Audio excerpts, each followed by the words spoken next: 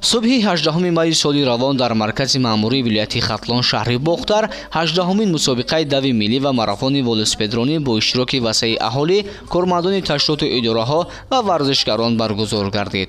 چورابنی با تشبث مقامات اجرایی حکومت دولتی ولایت خطلان از جانب ریاست کار با جوانان و ورزش ولایت خطلان تشکیل راه اندازی شده، هدف آن ترغیب طرز حیات سالم عنوان شد. در مرکز مأموری ولایت خطلان بخشیده به روز جوانان تاجیکستان دوی ملی و مسابقه ولوماراتون برگزار گردید.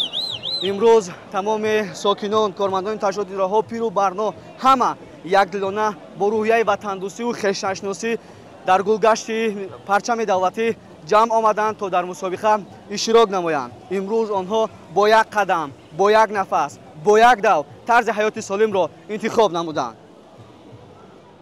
در آغاز چورابنی معاون رئیس ولایت خطلان انصورت عبدالسلامزاده برآمد نموده از نام رئیس ولایت خطلان داوطعلی سعید اشتراکچیان چورابنی مذکور را با افتخار 18مین سالگرد برگزاری دوی ملی تبریک نموده. برگزاری دوی ملی و چنین نوع چورابنی ها را در سمت تحکیم صحتی عامه، بلند برداشتن سطح خودشناسی و خودآگاهی جوانان و گسترش فرهنگ ورزش در جامعه مهم ارزیابی نمودند. مسابقه از میدان اسماعیل سامانی آغاز یافته. در آن 10 نفر ساکنان شهر از جمله نورسان، جوانان، بانوان و کلانساران اشتراک ورزیدند.